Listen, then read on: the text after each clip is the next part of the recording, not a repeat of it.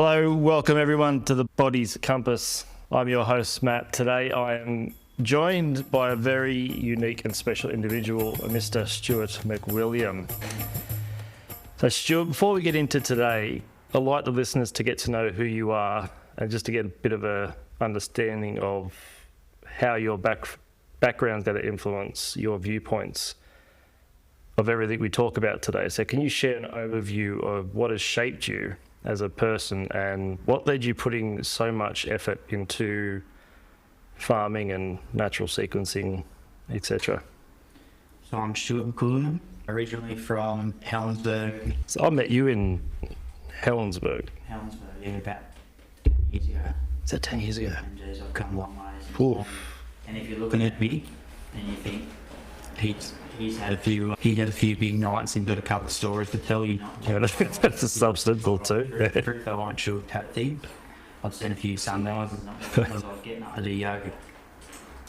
So I went to Heathcote. I was more or less asked nicely as a 15-year-old, sort of halfway through year 9, that probably better off leaving school or doing something better with my time. Couldn't really read and write when I left school. Really good with numbers, not so good with written words anyway. From there, I went straight into a plumbing apprenticeship. And from the plumbing apprenticeship, whilst I was doing that, I started a clothing business that some people would know as Aussie First Dollars or AF Clothing. That's why I've been pretty handy with the whole social media thing and our website and sort of the marketing and being able to tell them story with where we are with our agricultural journey. And then from fashion to farming. Yeah, we had 50 shops selling it. We imported from Bangladesh, Pakistan and China. I started with no knowledge in the fashion industry or the road trade as I knew it. And yeah, we built a brand that I made a living from the fashion industry really, with extreme sports and the tattoo industry. And from that, as a 16-year-old, just to backtrack a little bit, I had a firewood business with my father, and we started to run out of timber, and my dad said, why don't you become an arborist? So I signed up for TAFE. I did a Cert 3, and then from the Cert 3, I did a diploma. How old were you with that? I started the firewood business when I was 16, and I was still a plumber, and at 16 when I started it, I hadn't started the clothes. I started the clothes when I was 18, and I did that till I was about 27. Right. So I've always had a few hot irons in the fire. I've always been a bit entrepreneurial, and probably my superpower is that I can handle a lot of shit going on at once, and I handle it until I don't. I'm getting better at it. That's why we met. Yeah, well, I've been seeing you for 10 years. I'm a work in progress. I think we're all right, if we're honest. Yeah, so we always had a few things going on. Did a Cert 3 in agriculture, had a tree business. We had up to about 20 staff, including contractors. We did stormwater for NRMA, maintained a heap of sites for Sydney Water around Sydney. So I've always been a goer. I've always had a real crack. Probably taken on too much at times. So then from agriculture, we looked at extending the tree business from my parents' yard at Helensburgh. We leased 15 acres in Wilton in the hope to expand the firewood and the tree business. And in that process, we bought the sketchiest looking wiener calves of gum tree. And this ethnic fellow rocked up with a box trailer with a bit of concrete as mesh to stop the cattle jumping out of the box trailer. And they walked off the back of the truck, and we started our farming journey and got down the rabbit hole of the Charlie Arnott podcast. And from there, we fell in love with agriculture, and our lives took a... How long ago was that? 5 years ago. That's pre-COVID, wasn't it? Yeah, I still remember driving down the Hume Highway. I remember you laying on the treatment table and telling me your plan. Yeah, I still remember now driving down the highway and pulling up the Hume Highway in a rest area to Google. It would have been about 5 years ago. I remember Googling what is the difference between a steer and a heifer. So when I started in agriculture and we were green, I mean we were green as green. We bought cattle and we had no yards or no head bale. from those, I think 5 weaner calves of Gumtree, we bought 100 Speckle Park heifers from a lady at Gilbeandra, spot on Speckle Park. We bought them PDYC, which means they're pregnant in a calf. And we bought some panels, we ordered a head bale, we had no load ramp, we listened to podcasts, we watched YouTube. I still remember buying some cattle, and we bought a bull, and we found on YouTube that you could pre-test cattle yourself with a blood sample. Right. So I remember having my phone sitting on the side of the car, watching how to take blood. If you lift the tail of the cow up, there's a gutter that runs up in the middle of their tail, and there's a vein in there. Yeah, right. You can use a syringe, and you just need a little splash of blood, and then we send it down to this mob in Yass, New South Wales, and they can pre-test cattle in 28 days big calf. Yeah, right. And we learned how to do that off of YouTube. Yeah. When I say we'll agree, we'll agree. So that's a bit of a backstory. I could take a few hours up with sort of where I've been and what I've done, but I've had a few trips and a few different things, and not scared of a bit of hard work. No, you're certainly not. Which I think's worked for you and against you, but you're learning to make it work for you, for sure. Yeah. So from that 15-acre block at Wilton, we realised that we wanted to get further out of Sydney and we wanted to farm more. So we ended up buying 100 acres in a little town called Leaky, New South Wales, which is on the outskirts of Crookwell, up in Lachlan Shire. I did Charlie Arnott's biodynamic course. From that sort of opened my eyes up to how you could farm without herbicides and pesticides, and if you want to get into the nitty-gritty of the moon cycles and how everything works with when the earth breathes in and breathes out. And from that I come across a training organisation called Tarwin Park Training, and I did the natural sequence farming course probably 4.5 years ago, maybe 5 years ago. Is that out of biodynamics?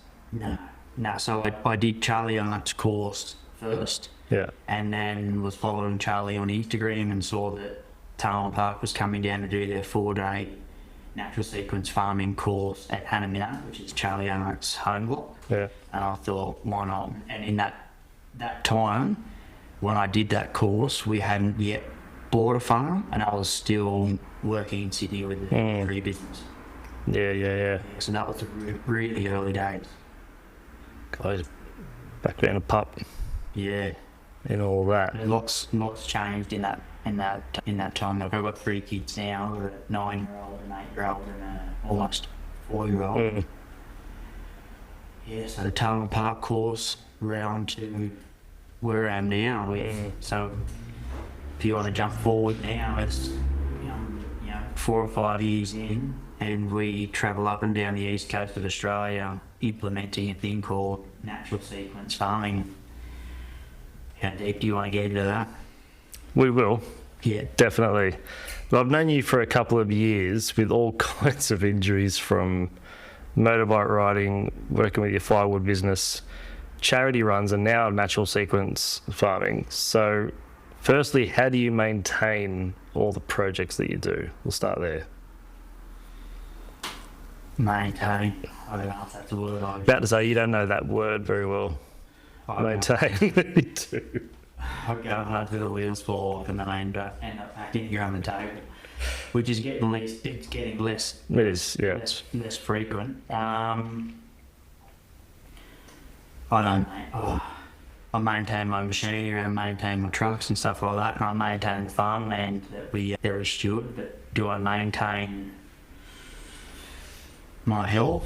Look, I don't eat very. You don't not. I don't. I don't not. I was saying that just 20 minutes ago. I'm almost 2 years sober. That's been that's something I maintain. Probably because I'm stubborn as well. Is why I maintain it. But I've seen the health benefits coming from using alcohol.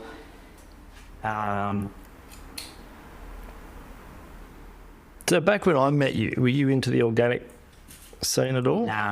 No. Like we eat 90% of our meat would be beef that we've produced or that we buy from farmers that we know, and we get most of our produce from golden organics. So food-wise, yeah, we eat incredible. Yeah. But having me slow down and sleep enough and sit and be present and be humble with what I've achieved, that's something I struggle with. Yeah, and like the idea of going to Fiji for 10 days and sitting by a pool sounds like fucking torture. Yeah. I just got a vision of you doing that. And on Stirling Station, Northern Territory, millions of acres with helicopters and road cattle, and Amber and I, we had a ball with the kids. That's our idea of holiday. Yeah. You were saying before that looking, or how you would say that I read a body, you read the land. Yes. So something that I've learnt with the Natural Secrets farming and being taught by Stuart Andrews is reading patterns in the landscape, looking at plants, what plants are there, what plants aren't there, feeling what you feel underneath your feet, taking your shoes off when you can, and walking around on farms and learning how to read what's going on in the landscape and how it correlates to like how you read the human body, where there's been times where I've laid down and you're like, hey, I'm like, yeah, I'm alright. You just put your hands on one of my organs and you're like, why are you so stressed? And I'm like, how do you know that? And you're like, I just know. Reading the landscape isn't too far different to reading the human body. Because it tells the story of...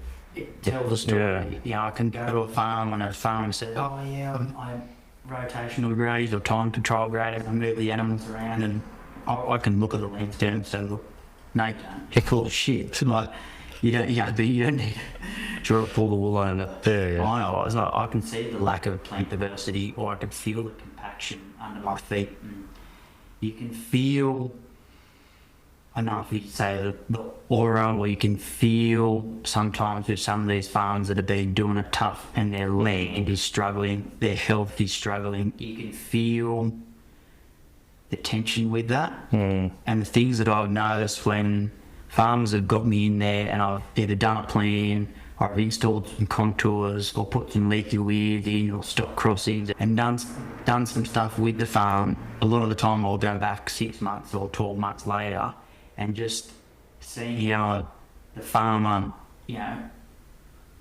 both of them, husband and wife, are feeling with the leaves starting to change, and having them move their cattle around instead of stopping, and seeing grasses starting to come back and clovers coming back. And I haven't seen, getting photos of water rats that are in their creek system that probably were always there. They weren't there because I put a leaky weir in. But because I put that leaky weir in, that farmer now goes down to the creek after it's rained, and they're seeing the water leaving their property slower, cleaner, and they're slowing down enough to go in there and have a look and go, shit, we've got water rats. So, it's been a journey. It's taken me years of going to farms and spending years with Stuart Andrews and picking Peter Andrews' father's brain on what things mean what in the landscape. I'm still learning. I think I'll be learning forever. One of the biggest takeaways is that there's patterns in the landscape here, there's patterns in the landscape in Crookball, and there's patterns in the landscape in Glenmore in Queensland, and working up and down the East Coast, I've really seen these patterns that there's key things in the landscape, and there's key plants that the plants that are in Glenmore are different to the plants that are in Gloucester. But the message that they're trying to send us is similar. So sometimes it takes slowing down, looking at the thistle and go, why isn't that thistle there? Or I'm at a farm and I'm digging contour, and a contour might be 3 kilometres long, and I start digging through a paddock and I start seeing lots of worms. And I remember working in a job at Rockley and seeing a massive amount of worms when I entered this paddock, and I messaged the farm manager and I said, I'm in this paddock, backs onto the road, what have you done differently in this paddock? And he said, Stuart, funny you say that. It's the only paddock in the whole property that's been slashed twice. So what's slashed? With a tractor with a slash, or they use the top of a three-blade topper, but people who've got horses and know what Oh, yeah. You know, like a supersized mower on the back of a tractor. Yeah. When there's rank feed or there's thistles that have done their job, this farm manager comes through and he slashes. And he hadn't had a chance to do the rest of the farm, but he had a chance to do this paddock and been done twice. Yeah. That then means that I can relay that information to that farm manager and say, well, what you've done is slashing that paddock twice, so it's been done the year before and it got done this year. The worms that were in there, putting that material down on the ground has been very beneficial for his country. So it's good for me to be able to say to him, this is what I've noticed, what's different in the paddock, and for him to go, shit, that's the only paddock that I've slashed. So there's all these little clues, that you just got to, and it probably sounds funny coming from me that anyone knows me, that you got to slow down. And it's funny, but when you slow down and you look at what trees are growing where's their blackberry growing? Why is there a paddock that's really soft underfoot? You ask the farmer, and so like, why is this paddock so productive? And when you walk around, as soon as you get out of the car, even with a pair of boots on, sometimes you can just feel the ground and go, fuck, this is so much softer. You say to the farmer, what's different here? Mate, you know, they take a couple of minutes, I think. They go, in the 2018 drought, we fed all the animals on the whole farm. We fed them for 9 months in this paddock. It grew the most gnarliest thistles. They were 6 foot tall. It was a bloody nightmare. But down in that succession that the thistles have come, they've come because the ground's tight. There's a taproot that's punching down, they're trying to break the ground up. They've done their job. And then the grasses have come under fungus and stuff. And those little things to be able to relay that information to the farmer and say, what is different here? Gets their cogs turning and going, oh, okay, maybe those thistles are a roll, or why is the blackberry in the creek? Why have we got bitty bush growing? Why have we got tussock? How many farmers are going out spraying hillside of tussock? And you say to the farmer, that tussock, as much as it's not really palatable for livestock, you don't money off growing off tussock, but you say to the farmer, that is the last line of defence you've got. The rain's going to wash that soil away, or the wind's going to blow it away, and you're getting a helicopter and you're spraying it and you're killing it. It is the last thing you've got before you're going to lose that soil. So all those little answers are out there. We just sort of slow. So those weeds are no different to symptoms 100%. for a human body. They're just talking to you. Yeah. It just might be a thistle, or it might be a boxthorn. It might be lantana. Lantana, depends if you're in Queensland and New South Wales, you can argue over that. But there's different weeds that are coming up. There's weeds that will come up with nitrates, like too much nitrogen in soil. So if you've gone too hard in fertilisers, or you've spread too much chicken shit on a paddock, you start to get stinging nettle. It's just it's a successional plant. So some of the farms we go to, one of the processes with natural secret farming is recycle a lot. So taking fertility back up to the top of the hill, and that might be putting your water drops at the top of the hill. It might be putting your hay or straw that we feed to your livestock up the top of the hill, so gravity takes the fertility back down again. Or it might be, we get, you know, if you've got a shedded chicken operation not too far away, we might bring a semi-trailer load of chicken shit, put it up into big piles and let it break down. What you will notice in the first year, the whole way around the piles, it will be stinging nettle, which will be, you know, it's a nitrate plant, so there's high nitrogen. You'll see those same plants in cattle yards where you're weaning carbon, they might be in yards for a week, so there's high amounts of nitrate. Yeah. There's all these little messages in the plants. We just need to learn how to read it. And that's taken me years to get to where I am now, to somewhat understand what the messages are in the landscape, and then learning about what can we do to try to work with Mother Nature. You can't control Mother Nature. You just got to try and work with Mother Nature. Sounds like the paddocks or the topsoil sounds like Earth's digestive system, 100%. or the land's digestive system. There's always symptoms coming up. There's always something growing, whether you want it there or not. That's another story, but regardless of what's growing there, it's telling you a story 100%. about it. So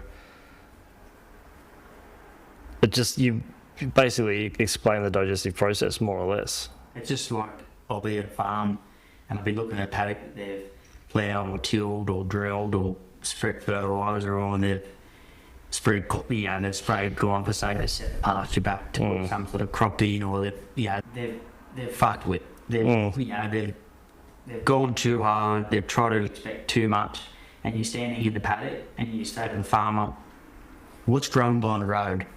And they go over and have a look at the road, and there's flares and cocksfoot and clones, all sorts of shit going on by the road.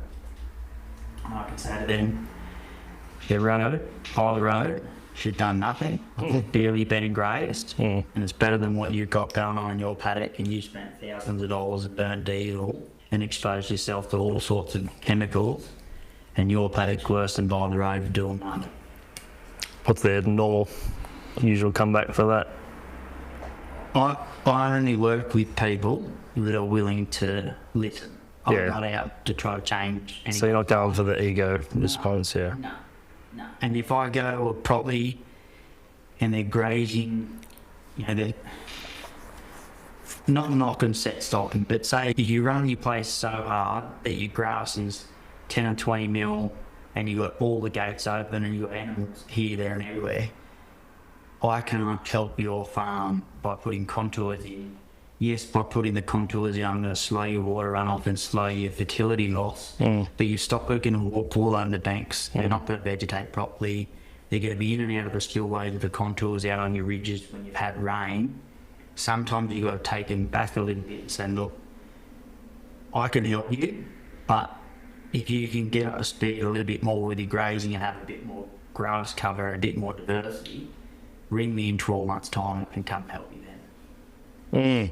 So it's not, everyone's at different stages, and some people, probably most of my clientele, wants to grow more grass. Yeah. But then I still have clients that aren't really worried about growing grass, and they might want a couple of leaky weirs and want to install a couple of stock crossings with timbers, and they want to plant some willows, and they want to put some kamungi and frag mining, and they just want a beautiful creek line. Yeah. Well, we could do that as well, but my main thing would be slowing the fertility loss and water runoff on farms for them to grow more grass. So you've worked with many farmers. Yeah? Yeah, lots. So, I mean, few people understand where their food comes from, let alone nutrition, which can only really come from the soil. And then many researchers, including scientists and farmers, showing that plants getting their nutrition from the soil, animals getting their nutrition from other plants, human eats animals and plants, so do the math. How does natural sequence farming, or what you've seen, affect the topsoil, the water table, and then the microorganism population to support that whole system? That's a big question. Well, things that I've noticed with the natural sequence farming is being out in, say, Western Queensland, and they get 20 mil of rain and the water is sheeting off the country with 20 mil of rain. So by installing a contour, so when we install the contours, they're level, and we're looking at steps in the landscape. So that's a transition. Western Queensland quite flat. There still is light transitions in the landscape, but say you're looking at somewhere like Gloucester or Dungog, New South Wales, where you've got a reasonably steep decline and you're looking at a hillside, and then there's a slight transition where it goes a little bit sort of flat and then goes again. There's steps in the landscape, and they're ridges that we want to be putting on the contours.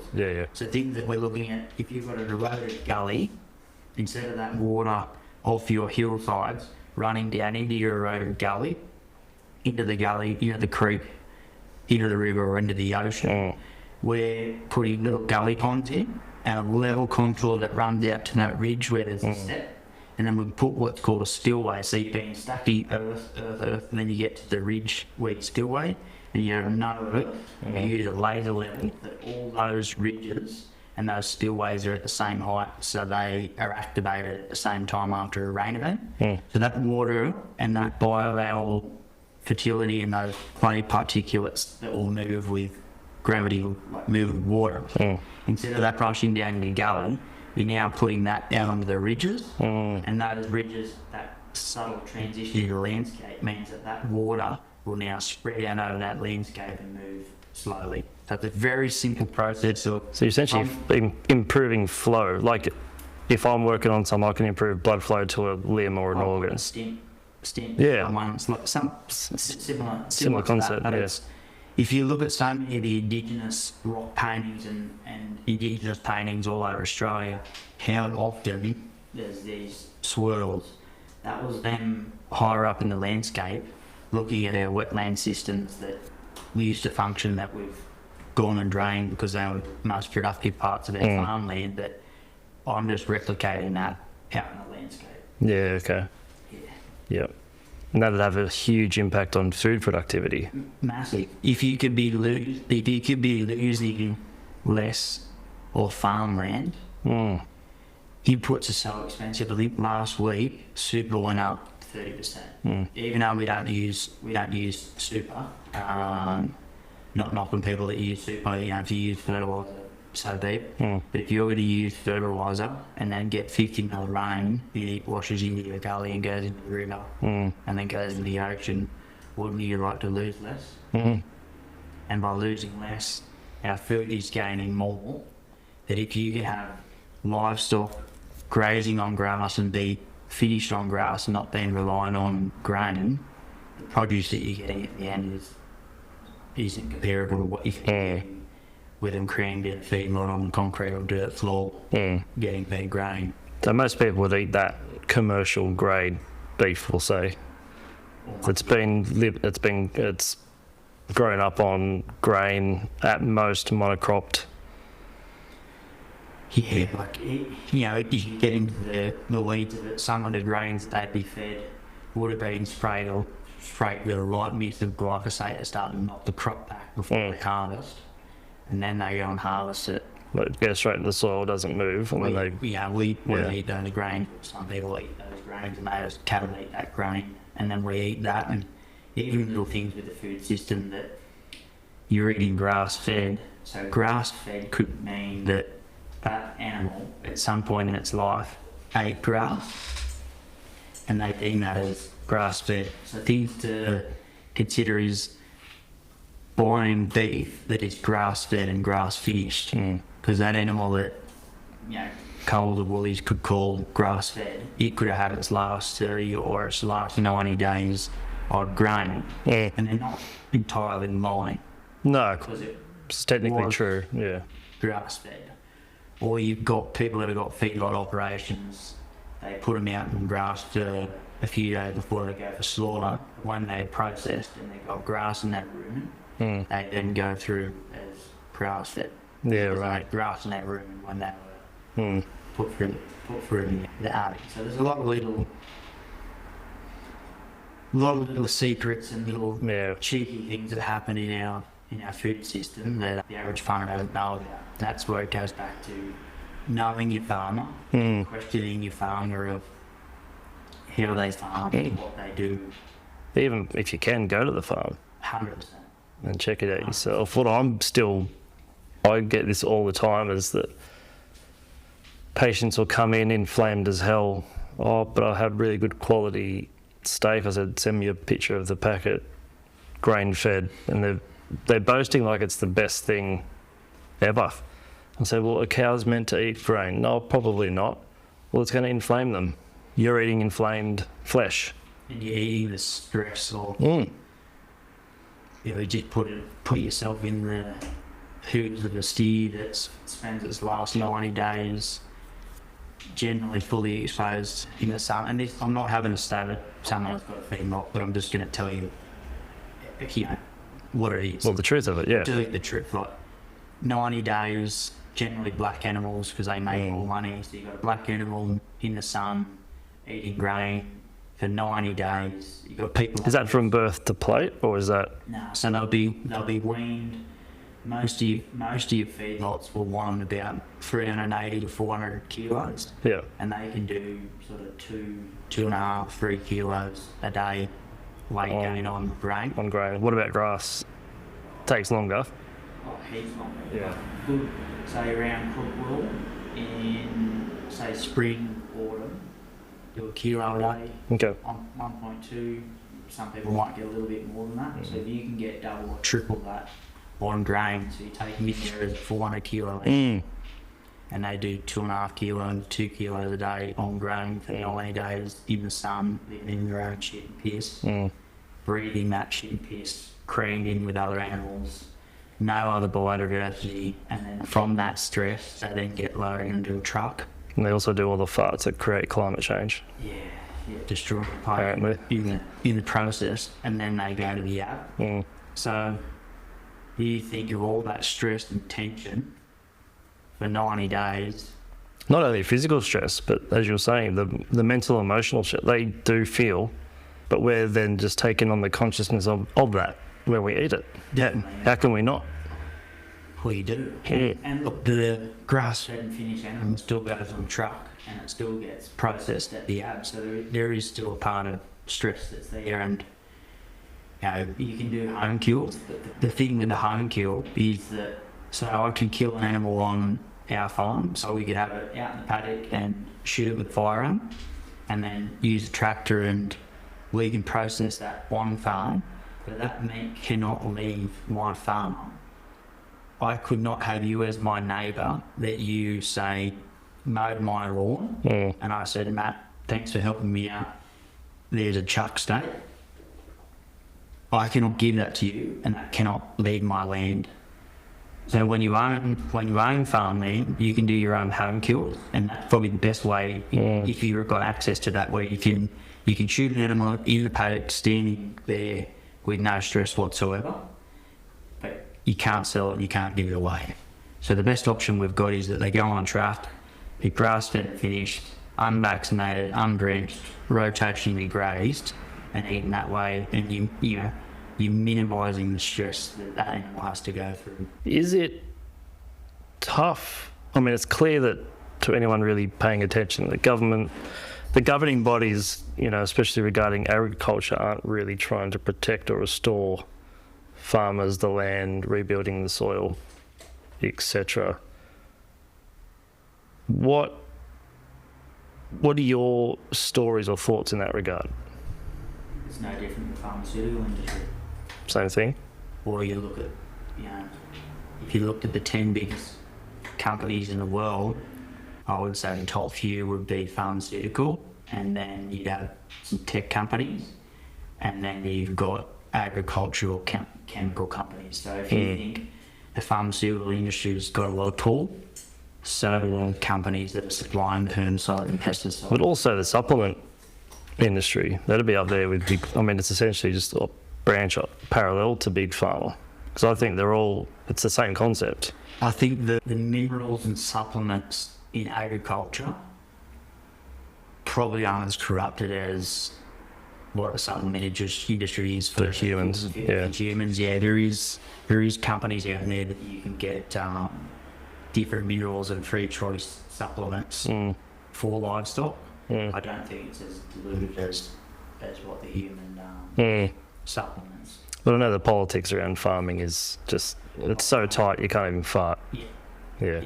100%. And, our government allows multinational super funds and, other countries to come and buy farmland. I think another one, Google is, who's the biggest owner of farmland in Australia.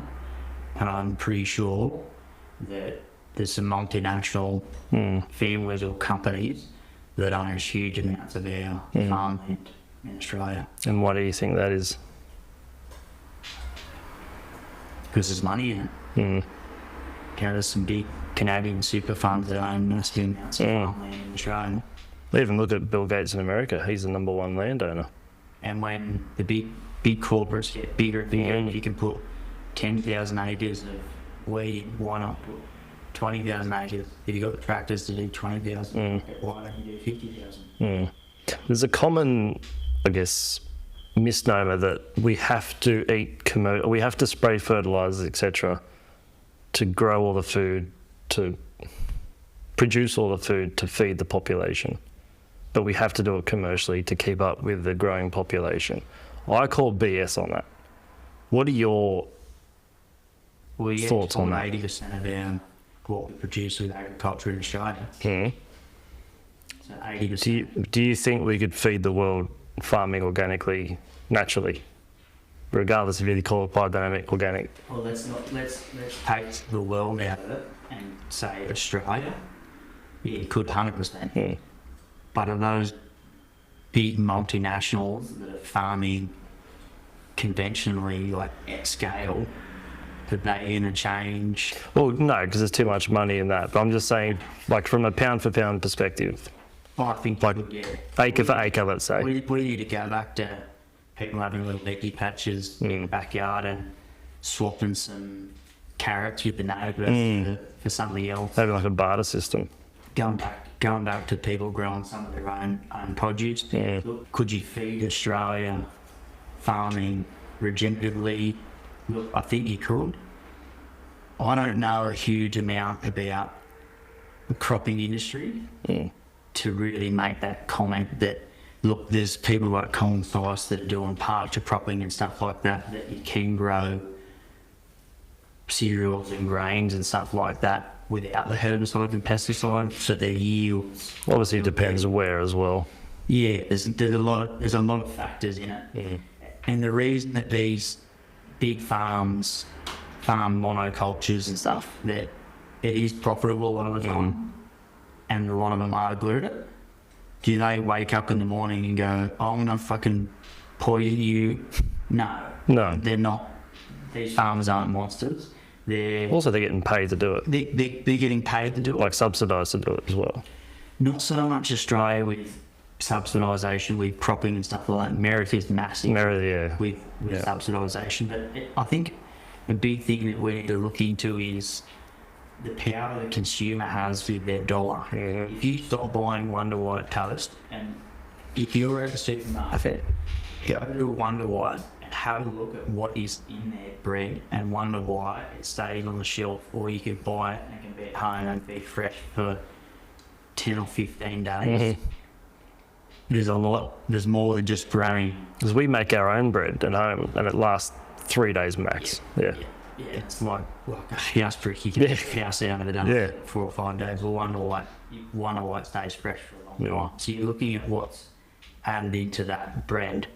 If you stop buying that and everybody started buying organic sourdough, maybe some of those farmers would start looking going, why don't we transition one of our properties over a 3-year period into organic? Is organic the answer and the be all the end all? No, it's not. Is it better than some of the conventional agricultural methods?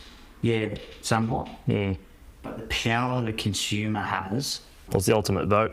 It's the ultimate vote. Really, If you all stop going to the supermarket and buying, just for argument's sake, beef from the supermarket, and I'm big on looking at how can our food miles be shorter. So if you're in Queensland, say you're on the sunny coast of Queensland, you could go and get your eggs and you could get beef from Forage Farm. So if you're on the central coast of New South Wales, you could then go to the food farm. But if you're down in, say, Golden, you could go to Demdarrow Springs. Trying to look at, and then go a bit further down and you get to the Victorian border, you then go to Jake Walkie to Walkie Farm. Having you look at where the farms are and where we can have the food miles the shortest distance. I think that's something that you start buying your meat from the farmer and you're buying beef that you know is grass-fed and finished. These supermarkets and these big corporates, they're analysing everything. If they start to see, we're struggling to sell grain-fed beef, they may start to look at going, all right, well, we need to buy grass-fed and finished, and those farms that are producing quality grass-fed and finished beef might start getting paid fair quick for their produce. Yeah, couldn't agree more. One of the main arguments I hear from patients, right, if in the perfect world everyone would eat grass-fed, organic, biodynamic, etc. The most common, I guess, brick wall or shield I get back is, oh, it's too expensive. For me, it's not even a cost thing, because I've been eating organic since, let's say I was 20. Haven't been to the doctor since I was 16. My family completely dumbfounded of how I've survived this long without vaccinations and flu shots and God knows what else. But with the cost of things, they can produce grain-fed meat, for example, for a lot less than what a farmer can do it, because they've got less time with the animal. It's economy of scale with these supermarkets. When you own the ad and you own the transport and you're killing 500 or 300 or 200 animals a day. Plus it's coming from the other side of the world. We used to before. I think we're producing most of it here, but some of the times when you're going to the supermarket and you're buying a steak, well, that steak could be a 2-year-old steer, or it could be a 13-year-old cow too. You don't know what herbicides and pesticides have been exposed to, you don't know what antibiotics, you don't know what... Because technically that should be in the ingredients. Technically, yeah. And there's stuff that's... there's 4-on dredges that have got a 28-day withholding period. Do you know if you're eating that at the supermarket? A clue. You don't. So if you want to pay the farmer a fair quid for the hard work they do and get quality produce and stay healthy, for it. You're going to compare a Toyota Land Cruiser to a Kia 4-drive. They're not comparable. So you got to start to weigh up good things cost a little bit more. You get what you pay for, right? Do you want to pay the farmer for good produce that you know how it's been produced, or do you want to weigh up going to the doctor, going to the pharmacist, and all that time with lost wages? You could just pay the farmer now a fair quid. It's certainly an investment. Definitely. But you choose what you can afford to. I like to say to people, it's too expensive, some of that meat, but then you go to their fridge and there's a carton of Coke and they can't piss and biscuits and they've got a vape in the glove box of their words. It's like, what do you want to afford? Yeah, it comes back to values as well. What do you value in life? I think it's also, if you've got I tell people, look, if you've got a choice between organic veg, or let's even leave the word organic out because it's a bit of a buzzword and people get triggered by it for some reason. High quality veg, fruit, or high quality meat, go for the meat every time. There's more nutrients that are bioavailable in the meat than there are in the veg. You need a longer entron, which is the tube from mouth to anus, to extract fibre and protein from the plant than you do from the meat. And I think statistically there's 6 pounds, I don't know what it is in kilos, 6 pounds of vegetable matter or nutrition in 1 pound of animal flesh. Makes sense. Yeah. You depends what you value. And I think something else that we don't take into consideration enough is how you feel when you're eating produce from a farmer that you've had a chance to go to their farm or speak to them or follow them on Instagram for a little bit and see what they do, and then be able to buy straight from the farmer and eat that produce, and then being able to relay that back to the farm and say, I really like this cut, or this steak is a little bit chewy, but I like the mince steaks or mince, or the kids love the snacks. Being able to have that relationship and being on the other side of that when you do supply someone with meat and then you get a message back from them and say, we loved it. We had T-bones last night with the family, and we had some friends over and they all raved about how good it was. Not too many farmers get to experience the feedback for what they've produced, I would say it would be at least 95% of farmers in Australia, and there's 170,000 farms in Australia. I would say at least 90 to 95% of them produce a commodity, then they go into carcass sale yards and they're gone and they never know where they end up. That is how most farmers farm. So the farmers that get the feedback of how their produce is or how their veggies is, that's something very nostalgic and something that's very powerful for one, for the farmer, and two, for the consumer that is eating that. So it creates community. 100%. Connection, and it's just like natural sequence farming. It's this evolving sort of process of recycling the whole lot. It's connecting those dots with the farmer and the consumer back together again. Well, it used to be. Yeah, it sounds almost like the natural sequencing into the farming, into the consumer and community. Sounds like you're creating a vortex. Definitely. Because I had John Mannons on the other week, and he was saying that we're in Australia, but Europeans came over and farmed like it was Europe. It's a totally different, but it's not, and it's far older landscape, and they came with a mindset that they could run the animals that they were running in Europe. And it's not the same. They got away with it for a little bit, but it will turn off pretty quickly. Yeah, it did. And now I'm dealing with the consequences of it now. Well, that leads me into this question. What's modern agriculture forgotten? Especially food production, quality, and I guess working with the land, not trying to necessarily control it, per se. They're lost working in symbiotically with Mother Nature and the seasons. Instead, they're looking at how can I control it with killing the bugs, and not just the bugs, or these monocultures where there's no biology, that there's thousands of acres with no trees and there's no birds. There's not one part of Mother Nature that operates individually. Farmers at scale are trying to farm individually and trying to farm the monoculture, and they're trying to beat Mother Nature, and you'll never beat Mother Nature. You've got to work with it. You can't work against it. So monocropping is kind of like a vitamin isolate in my language, and then 100%. Everything we're talking about today is more a vitamin complex. Yeah. So it mimics the human body. 100%. And I think as farming gets more expensive and the inputs get more expensive, people can get on that Ferris wheel of they need to get more out of the land to pay for the land and pay for the inputs. They just drive it harder and harder and harder, and eventually the wheels fall off, just like me when I drive things harder and harder and harder, and then I get to the point where I'm a shattered wreck and need to come in here and have a mild meltdown.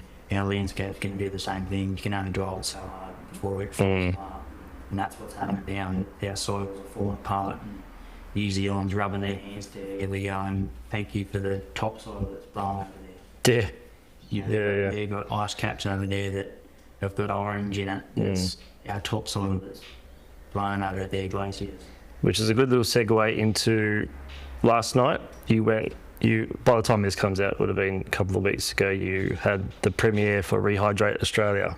Correct. Yeah. How was that? Yeah, that was really good. So Stuart Andrews from Tarn Park Training has funded a documentary, and he's been up and down the east coast of Australia, Queensland, New South Wales, Victoria and Tasmania, and he's been to farms that are course participants that have been implementing natural sequence farming on their farmland, and he's championing people that have been doing this work, like myself and John Mannons and all these other farmers that are been doing it and implementing it on their farmland. He's been around and videoed that and put it in a documentary.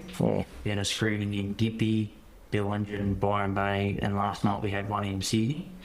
And it will go on YouTube, I think the 2nd of April. So if you're listening to this and you want to see a documentary about natural sequence farming trying to rehydrate Australia, you can jump on YouTube and search Tarn Park Training, and the documentary will come up. And you're on there as well? Correct. Yeah, so a lot of little snippets will come up of farms that are in the documentary. So there'll be a few minute ones, and then there's an 36-minute full length documentary. And if you want to sort of look into it a little bit more, if you look for No Farm, No Food on YouTube. Got some stickers here though. Or Instagram, just up there, you'll come across some stuff that we've put on YouTube from some jobs that we've done as well. Or if you want to get on Instagram, we've got see t-shirts.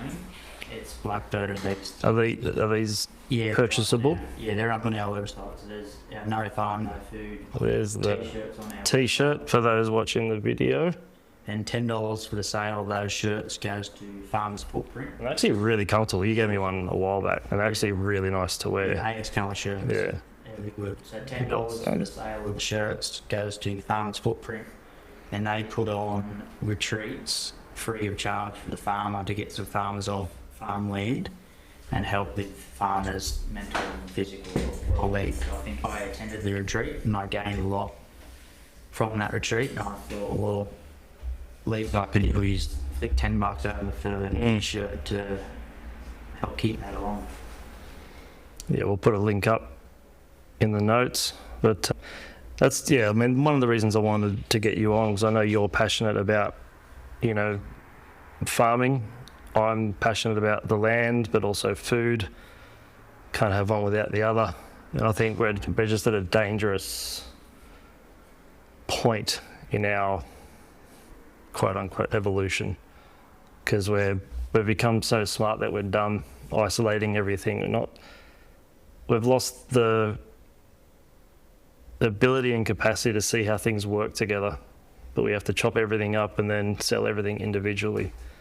But we've just come so far from what we're designed to do, and Come so far away from what our grandparents and their grandparents, etc. So I just think, we've hit this critical point, and I just felt an urge to get you on to spread that to everyone.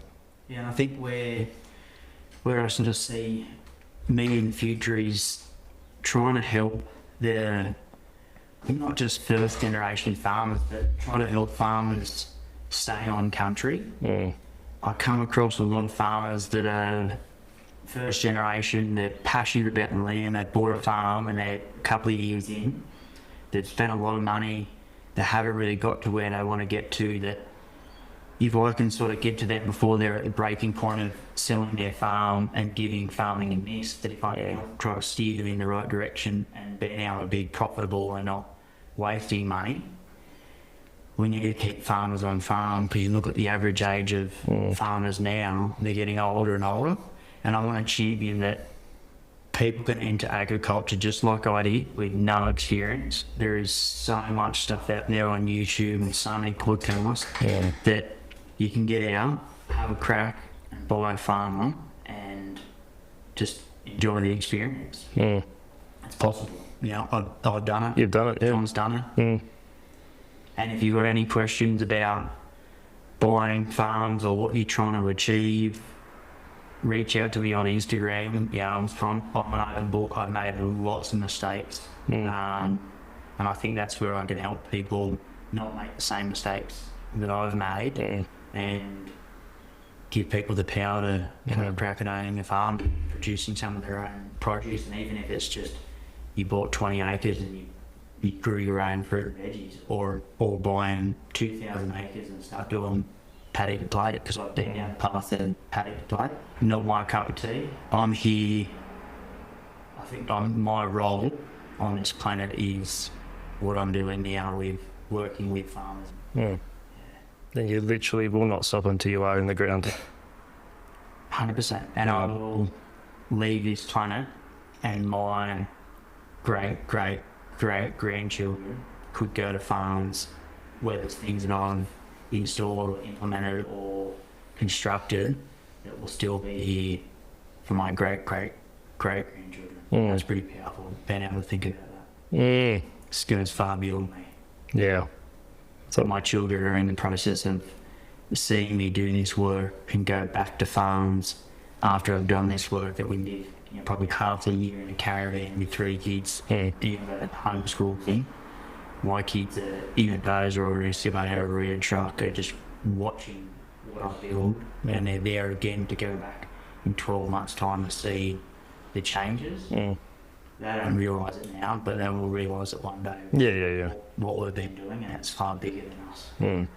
Even if you're not interested in being the farmer, just supporting the farmer, as you were saying, Not straight from the farm. In all honesty, buying your fruit and veg from some of these companies, like some of these farms that are doing direct consumer, whether it's veggies or fruit or whether it's meat, if you really weigh it up that it can get delivered to your door and you're buying straight from the farmer and putting the money straight in the farmer's pocket without numerous middlemen taking their cut. Transports and everything else. Farming's not easy. It's not getting any easier. It's not getting any cheaper. So if you can help a farmer by buying direct, and if you've got a question about buying meat from someone or you're in an area, flick me a message on Instagram. If I know a farmer that's genuine, that's telling the truth, I'll steer you in the direction of that. And without throwing stones at some farms that are doing direct consumers, there's some people that aren't genuine that are doing it in this space, and I'm not here to rag them, but I won't throw them under the bus, but I will send you in the direction of someone that I personally know, that I've been on their farm, and I personally know other farmers that know them, that I could steer in the right direction to get good produce from good honest farmers. Beautiful. That's what we need. Stuart, as we finish, feel free to share any final comments where people can find you or services that you offer. Probably the easiest place to find us is Blackburn Beast on Instagram, or nofarmnofood.com.au is our website, or YouTube. And like I said, if you've got any questions, I'm an open book. Happy to share my mishaps and mistakes. And like I said before, I'm tattered head to toe, dreadlocks. I'm not your average looking farmer. I've paid hard, I've seen sunrises, and I've gotten sober and cleaned my life up, and my life is so much better removing alcohol. I don't know if I'd call it I'm sober, but I've removed alcohol because it wasn't serving me anymore. And I'm not knocking anyone who drinks, but when you happen to have a long neck or two in your driveway to deal with life, something's got to give. That's another episode, but yeah. That's another episode. I think you've done well to sit still for this long. Yeah. Rocking in your chair. You can't see my hands, but a lot goes on my hands. And, yeah. I'll let you stand up now. Stuart, thank you, sir. Thank you. You've been listening to the Body's Compass podcast with Matt Sorensen and today's guest, Stuart McWilliam. Check out Stuart's Instagram at blackbirdandbeast or his website at www.nofarmnofood.com.au. If you liked this week's episode, please consider giving us a 5-star rating and a warm review. Please share this episode with someone you think it might help. If you want to find out more, give us a follow on Instagram at The Body's Compass, subscribe to Matt's YouTube at Matt Sorensen Live, or swing by heelhub.net. Thanks for tuning in. Catch you next time.